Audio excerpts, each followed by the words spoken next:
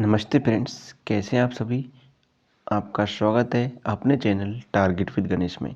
Friends, हमने इसका कल पार्ट फर्स्ट पढ़ा।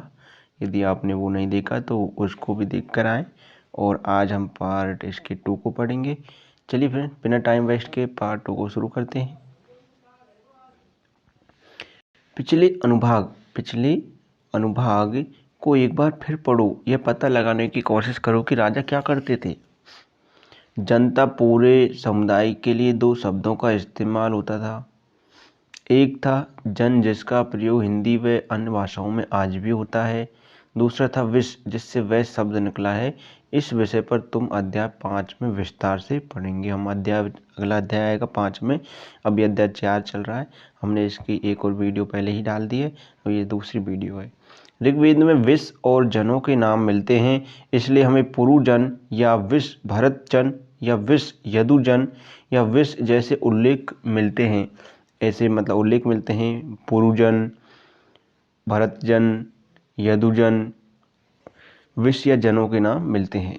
तुम्हें इनमें से कोई नाम जाना पहचाना लगता है?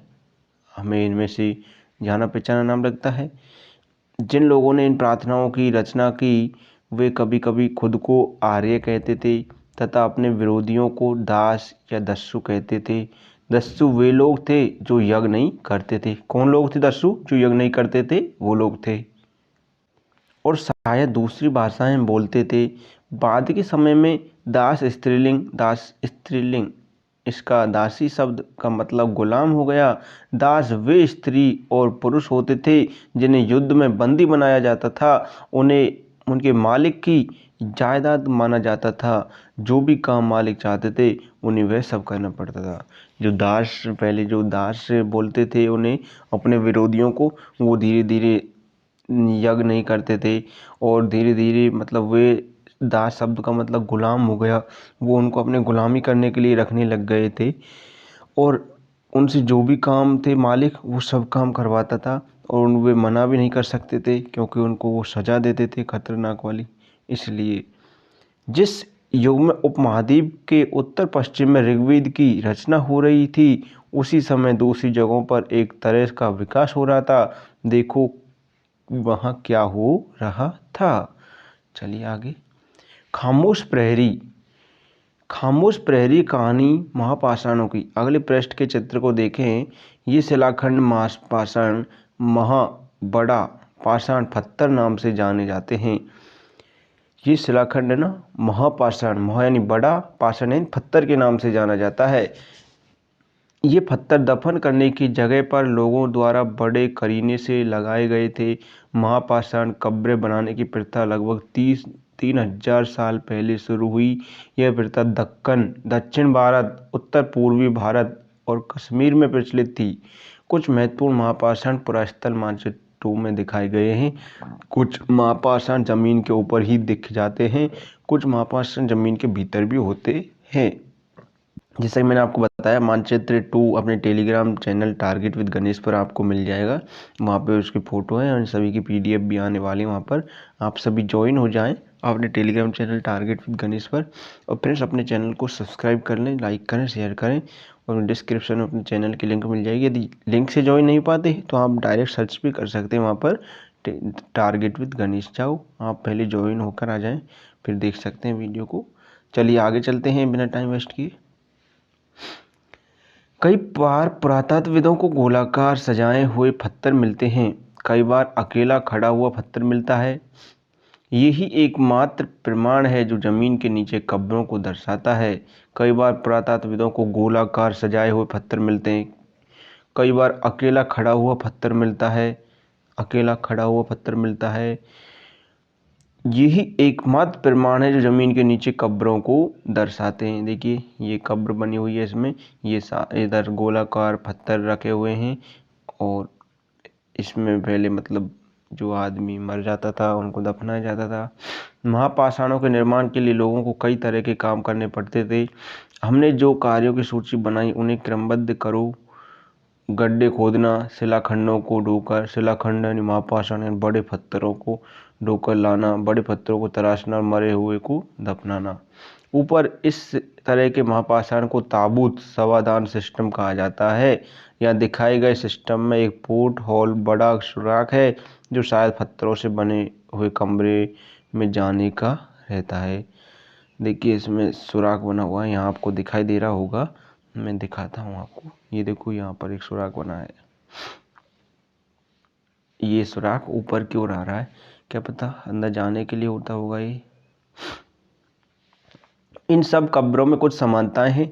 सामान्यतः मृतकों को खास किस्म के मिट्टी के बर्तनों के साथ दफनाया जाता था, जिन्हें काले लाल मिट्टी के बर्तनों ब्लैक एंड रेड वेयर के नाम से जाना जाता है।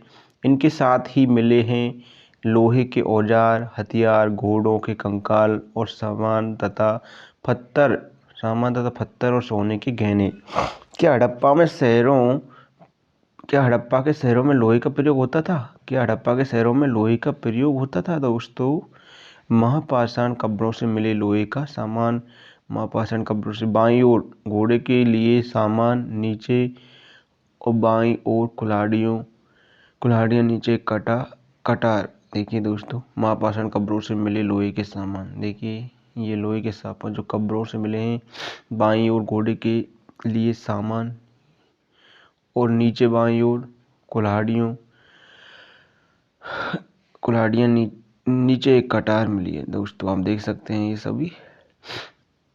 लोगों की सामाजिक असमानताओं के बारे में पता करना। पुरातत्वविद यह मानते हैं कि कंकाल के साथ पाई गई चीज़ें मरे हुए व्यक्ति की ही रही होंगी। कभी कभी एक कब्र की तुलना में दूसरी कब्र में ज़्यादा चीज़ें मिलती हैं। मानचित्र 2 पर पृष्ठ 13 ब्रह्मगिरी को खोजें। आपको ये सभी जो मानचित्र है ना, इनका फोटो आपको अपने टेलीग्राम चैनल पर मिल जाएगा। हम तुरंत जा कर के वहाँ मानचित्र पता लगाएं, टेलीग्राम टारगेट विद गणेश पर। ब्रह्मगिरी को खोजना है और वहाँ पर यहाँ एक व्यक्ति की कब्र में 33 सोने के मनके और शंख पाए गए हैं। यहाँ एक व्यक्ति की कब्र में 33 सोने के मनके और कब्र पाए गए हैं। दूसरे कंकालों के पास सिर्फ कुछ मिट्टी के बर्तन ही पाए गए हैं। यह दफनाए गए लोगों की सामाजिक स्थिति में भिन्नता को दर्शाता है। कुछ लोग अमीर थे तो कुछ लोग गरीब, कुछ लोग सरदार थे तो दूसरे अनुयायी। क्या कुछ कब्रगाहें खास परिवारों के लिए थी? कभी कभी महापाषाणों में से एक से अधिक कंकाल मिले हैं। वे यह दर्शाते हैं कि शायद एक ही परिवार के लोगों को एक ही स्थान पर अलग अलग समय पर दफनाया गया था। बाद में मरने वाले लोगों को पोर्ट होल के रास्ते कब्रों में लाकर दफनाया जाता था। जो उसमें जो सुराख बना हुआ था ना, वो होल, वो बाहर जाता था। ऐसे स्थान पर गोलाकार लगाए गए पत्थरों या चट्टानों चिन्हों का काम करते थे, जहां लोग आवश्यकता अनुसार शवों को दफनाने दोबारा आ सकते थे। मतलब कि एक कब्र में ज़्यादा लोग भी दफनाए जाते थे पहले, ऐसे भी प्रमाण मिले हैं। इनाम गांव के एक विशिष्ट व्यक्ति की कब्र। मानचित्र 2 में पृष्ठ 13 इनाम गांव को खोजें। मैं आपको इन सबको बताता हूँ अभी। यह भीमा की सहायक नदी घोड़े के किनारे एक जगह है। इस जगह पर 3600 से 2700 साल पहले लोग रहते थे, जहाँ वयस्क लोगों को प्राय गड्ढे में सीधा लिटाकर दफनाया जाता था। उनका सिर उत्तर की ओर होता था। कई बार उन्हें घर के अंदर ही दफनाया जाता था। ऐसे बर्तन जिनमें शायद खाना और पानी हो, दफनाए गए सबके पास रख दिए जाते थे। एक आदमी को 5 कमरों वाले मकान के आंगन में 4 पैरों वाले मिट्टी के बड़े से संदूक में दफनाया गया था। बस्ती के बीच में बसा यह घर गांव के सबसे बड़े घरों में से एक था। इस घर में एक अनाज का गोदाम भी था। सबके पैर मुड़े हुए थे। क्या तुम्हें लगता है कि यह किसी सरदार का शव था? अपने जवाब का कारण बताओ। क्या बताते हैं हमें कंकालों के अध्ययन? छोटे आकार के आधार पर एक बच्चे के कंकाल को आसानी से पहचाना जा सकता है, लेकिन एक बच्चे और एक बच्ची के कंकाल बीच कोई बड़ा फर्क नहीं होता। क्या हम ये पता लगा सकते हैं कंकाल किसी पुरुष का था या स्त्री का? कभी कभी लोग कंकाल के साथ मिले सामानों के आधार पर इसका अंदाज़ा लगाते हैं। उदाहरण के लिए, यदि कंकाल के साथ गहने मिलते हैं तो कई बार उसे महिला का कंकाल मान लिया जाता है। लेकिन ऐसी समझ के साथ समस्याएं हैं। अक्सर पुरुष भी आभूषण पहनते थे। कंकाल का लिंग पहचानने का बेहतर तरीका उसकी उसकी हड्डियों की जांच है। चूँकि महिलाएं बच्चों को जन्म देती हैं, इसलिए उनका कटी प्रदेश या गोला पुरुषों से ज़्यादा बड़ा होता है। ये समझ कंकालों के आधुनिक अध्ययन पर आधारित है। आज से लगभग 2000 साल पहले चरक नाम के प्रसिद्ध वैद्य हुए थे। उन्होंने चिकित्सा शास्त्र पर चरक संहिता नाम पर एक किताब लिखी। वे कहते हैं कि मनुष्य के शरीर में 360 हड्डियां होती हैं। यह आधुनिक शरीर रचना विज्ञान के 206 हड्डियों से काफ़ी ज़्यादा है। संभवतः चरक ने अपनी गिनती में दांत, हड्डियों के जोड़ और कार्टिलेज को जोड़कर ये संख्या बताई थी। दोस्तों देखिए, विज्ञान में तो अब बताए हैं, और हमारे जो चरक वैज्ञानिक थे प्रसिद्ध, जिन्होंने चरक संहिता नामक किताब लिखी, इन्होंने 2000 साल पहले ही बता दिया था। चाहे उन्होंने कैसे भी बताया हो उनको जोड़कर, लेकिन बता तो दिया था। हमारे भारत में इतने महान वैज्ञानिक वो थे पहले, जो बिना साइंटिस्ट मतलब बिना उसके ही इतना साइंस थी अपने भारत में। पहले सब कुछ था अपने भारत में। जिस तरह ये ग्रहों की खोज अब कर रहे हैं, अपने भारत में पहले ऋषि मुनियों ने बता दिया था ये सब कुछ। तुम्हारे अनुसार शरीर के बारे में इन्होंने इतनी विस्तृत जानकारी कैसे इकट्ठा की होगी? दोस्तों इसके बारे में आप सोचें। इनाम गांव के लोगों के काम धंधे। इनाम गांव में पुरातात्विदों को गेहूं, जौ, चावल, दाल, बाजरा, मटर और तिल के बीज मिले हैं। कई जानवरों की हड्डियां भी मिली हैं। कई हड्डियों पर काटने के निशान से यह अंदाजा होता है कि लोग इन्हें खाते होंगे। गाय, बैल, भैंस, बकरी, घोड़े, भेड़, कुत्ता, गधा, सुअर, सांभर, चितकबरा, हिरण, कृष्ण मृग, खरहा, नेवला, चिड़िया, घड़ियाल, कछुआ, केकड़ा और मछली की हड्डियां पाई गई हैं। ऐसे साक्ष्य मिले हैं कि बेर, आंवला, जामुन, खजूर और कई तरह की रस भरियां एकत्र की जाती थी। इस प्रमाण के आधार पर इनाम गांव में लोगों के काम धंधों की एक सूची बनाओ। अन्यत्र एटलस में चीन को देखें। लगभग 35 साल पहले हम यहाँ के लेखन की कला का सबसे पुराने उदाहरण मानते हैं। ये जानवरों की हड्डियों पर लिखा गया था। इन्हें भविष्यवाणी करने वाली हड्डियाँ कहा जाता है, क्योंकि यह मान्यता थी कि ये भविष्य बताती हैं। राजा लोग लिपिकारों से इन हड्डियों पर सवाल लिखवाते थे। क्या वे युद्ध जीतेंगे? क्या फसलें अच्छी होगी? क्या उन्हें पुत्र होंगे? इस तरह के सवाल लिखाते थे राजा लोगों से। फिर इन हड्डियों को आग में डाल दिया जाता था, जहां इनमें गर्मी से चटक कर दरार पड़ जाती थी। भविष्य थे इन दरारों को बड़े ध्यान से देखकर भविष्यवाणी करने की कोशिश करते थे। जैसा शायद तुम भी सोच रहे होंगे कि ये भविष्य तक कभी कभी गलती भी करते थे। बिल्कुल, ये राजा शहरों में महल बनाकर रहते थे, जो उन्होंने बेशुमार दौलत इकट्ठी कर ली थी, जिनमें बड़े बड़े नक्काशी किए हुए कांसे के बर्तन शामिल थे, लेकिन वे लोहे का इस्तेमाल करना नहीं जानते थे। ऋग्वेद की राजा और इन राजाओं के बीच में एक फर्क है, बताओ दोस्तों। ये भी कल्पना करो, तुम 3000 साल पहले के इनाम गांव में रहती हो। पिछली रात सरदार की मृत्यु हो गई हो। आज तुम्हारे माता पिता दफन की तैयारी कर रहे हो।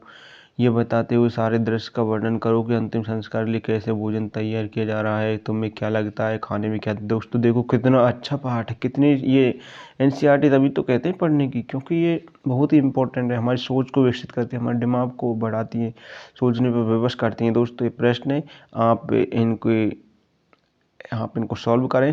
आपको इनकी PDF अपने वहाँ मिल जाएगी। और अभी हम कल इसको चैप्टर 5 को पढ़ेंगे। दोस्तों आप अपने चैनल पर बने रहें फ्रेंड्स, आप कहीं भी नहीं जाएं, अपने चैनल बने रहें, पर सब्सक्राइब कर लें अपने चैनल को।